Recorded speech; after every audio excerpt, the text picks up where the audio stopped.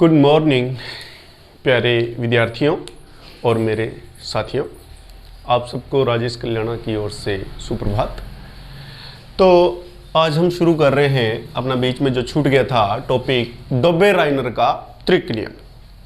तो ये जो डोबेराइनर थे उन्होंने वर्गीकरण में सर्वप्रथम तत्वों को बांटने में अपनी अहम भूमिका निभाई और इन्होंने क्या किया था कि तीन तीन के समूह लिए थे। इन्होंने तीन तीन के समूह लिए थे और उन तीन तीन समूहों को इन्होंने क्या कहा? इन्होंने तीन तीन समूहों को त्रिक कहा। यह ध्यान रखना, ट्राइड्स या ट्राइड्स कहा। विज्ञान की भाषा में, रसायन की भाषा में मोनो को आप ये ध्यान रखना हमेशा, मोनो मतलब बेटा होता है एक, और द्वि या डाई, डाई जो होता है ये होता है दो, और जो त्रिक या त्रि ये तीन, या त्रि को ट्राई भी कह सकते हैं। ट्राई मतलब भी तीन होता है। तो इन्होंने त्रिक नियम लिया है, यानी कि इन्होंने तीन तीन तत्वों के समूह बनाए और देखा इन्होंने कि इन तीन तीन के समूह में, देखो ये तीन तीन समूह थे, तीन तीन के समूह थे।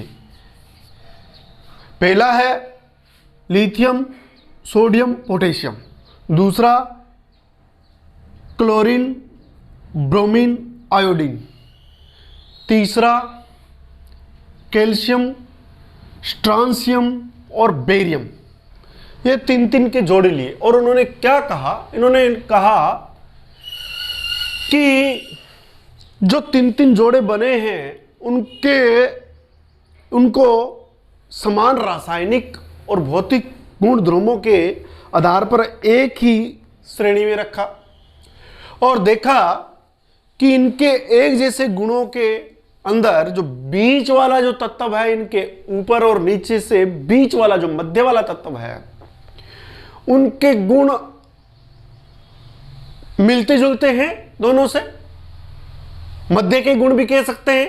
और इसके अंदर उन्होंने ये कहा कि जो इनके परमाणु भार होते हैं वो दोनों ऊपर वाले के और अंतिम वाले के जोड़ के औसत के बराबर होता है। जो बीच वाले तत्व का जो परमाणु भार होता है वो अन्य दो तत्वों के जोड़ के औसत के बराबर होता है, यानी कि औसत के बराबर होता है। अब इसको हम बात को समझेंगे, पहले इन्होंने क्या कहा वो देख लो।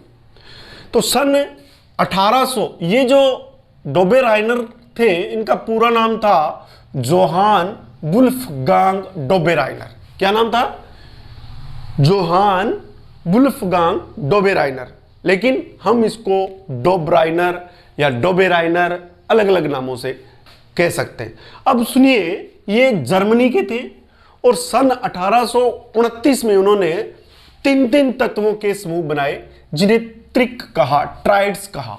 और त्रिक के तीनों तत्वों को उनके परमाणु भार या परमाणु द्रव्यमान, भार या द्रव्यमान एक ही बात है, कि बढ़ते आरोही क्रम में रखा। बढ़ते हुए आरोही क्रम में कैसे? जैसे इसका 7 है, इसका 23 है, इसका 39 है, तो ये बढ़ रहा ना क्रम। इसमें कैल्शियम, स्ट्रांसियम और बेरिलियम में भी देखो 40 है, 88 है, 137 है। उसी प्रकार इसमें हेलोजन गैसों में भी क्लोरीन है, इसका 35, ब्रोमीन है, इसका 80 और आयोडीन है, इसका 127। तो बढ़ते हुए परमाणु क्रमांकों में आरोही क्रम में रखा।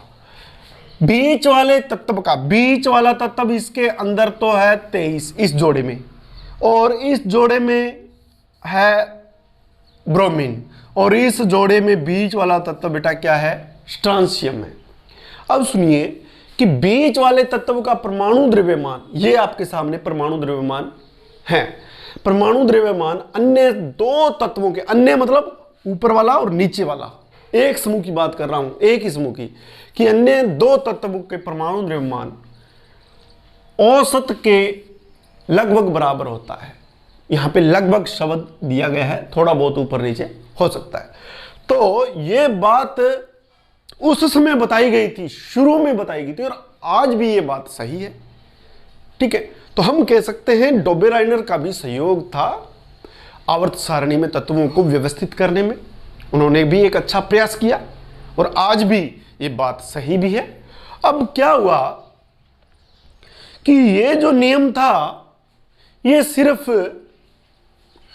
कुछ ही तरीकों पर लागू हुआ, तीन तीन के ट्रेड्स पर लागू हुआ। आवर्त सारणी में जो बाकी के जो तत्व थे उन पे ये नियम लागू नहीं हुआ।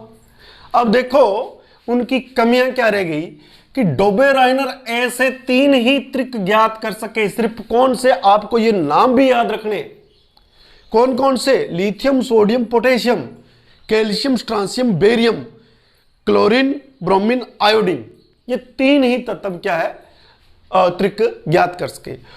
और उस समय जो ज्ञात थे तत्व कुछ और, उनको जब व्यवस्थित किया गया, उनको जब देखा गया और उनके परमाणु द्रव्यमानों को औसत निकाला गया तो वो बात सिद्ध नहीं हुई। तो डोबेराइनर ऐसे तीन ही त्रिक ज्ञात कर सके उस समय के ज्ञात तत्वों और मैग्नीज, फेरस, कोबाल्ट, निकल, कॉपर, जिंक आदि पर यह नियम लागू नहीं हुआ। जब यह नियम लागू नहीं हुआ तो डोबेराइनर का जो था नियम फ्लॉप हो गया। अब डोबेराइनर का नियम फ्लॉप हो गया तो उससे आगे न्यूलैंड ने अपना अष्टक नियम दिया। अब सुनिए कि अपने इस बात को थोड़ा अच्छी तरह से समझते हैं। सुनिए कि मान लो आप इसको देखो कि पहले हम ले लेते हैं लिथियम ले लेते हैं, और उसके बाद में ले लेते हैं हम Na,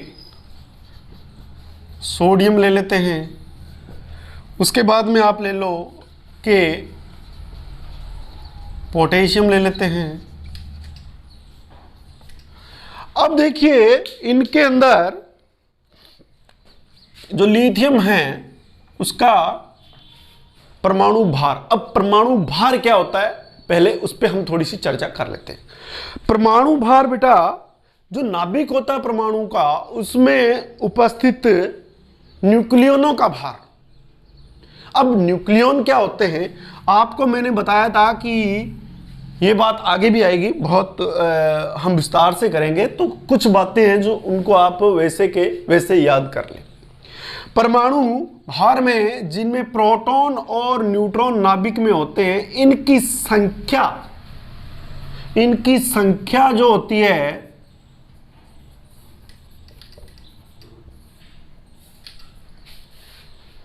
वो न्यूक्लियॉन्स की संख्या कहलाती है। और इन न्यूक्लियनों का जो द्रव्यमान है टोटल, वो परमाणु भार या परमाणु द्रव्यमान कहलाता है, एटॉमिक वेट या एटॉमिक मास कहलाता है। ठीक है, तो आप इस बात को थोड़ा ध्यान रखना। अब देखिए कि ये परमाणु भार पहले ही बता दिया था।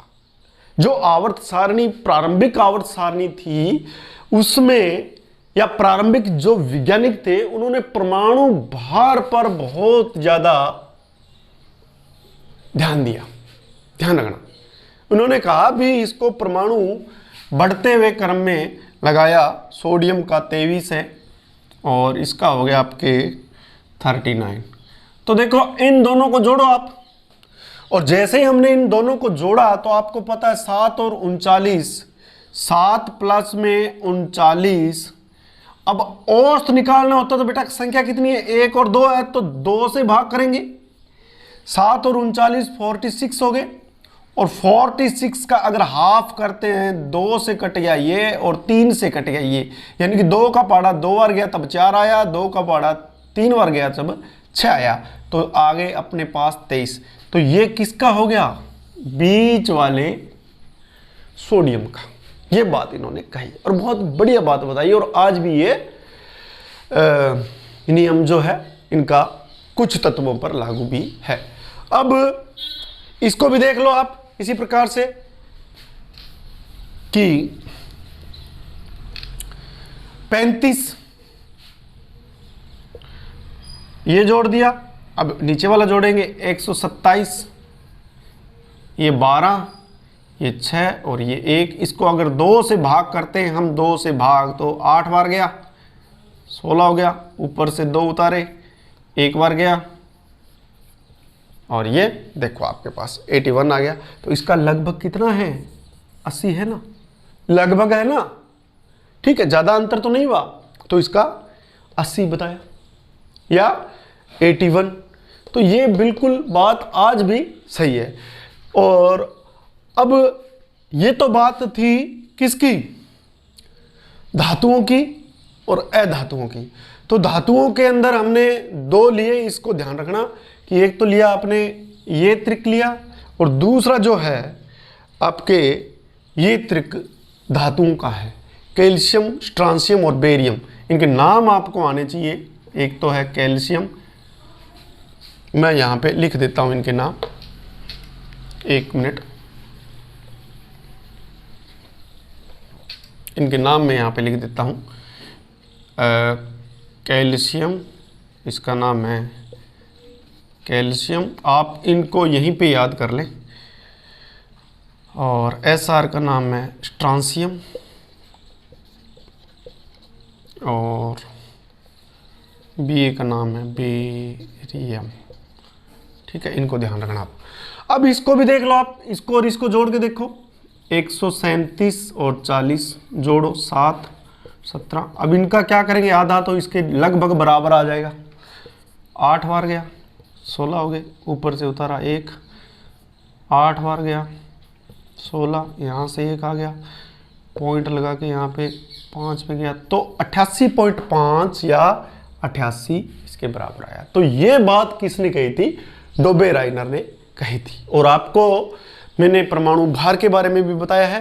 तो परमाणु भार क्या होता है कि नाभिक में उपस्थित प्रोटॉन और न्यूट्रॉनों के द्रव्यमान को, भार को परमाणु द्रव्यमान कहते हैं, जिसको ए से इंगित करते हैं। ए एटॉमिक, हम इसको AWT भी कह सकते हैं, एटॉमिक वेट भी कह सकते हैं। तो आप अगर मैं यहाँ पे AWT लिखूँ तो इसका मतलब क्या हो गया, परमाणु द्रव्यमान। ठीक है, तो ये था अपना प्यारे विद्यार्थियों पार्ट नंबर 9 नंबर पार्ट था ये। अब जो पार्ट नंबर 10 होगा वो होगा आपके न्यूलैंड का अष्टक नियम। ठीक है, तो आप मेरे को दीजिए तब तक के लिए इजाज़त। नेक्स्ट मिलते हैं अपने नेक्स्ट वीडियो में, और पार्ट नंबर 10 में नाम होगा उसका न्यूलैंड का अष्टक नियम। जय हिंद, जय भारत।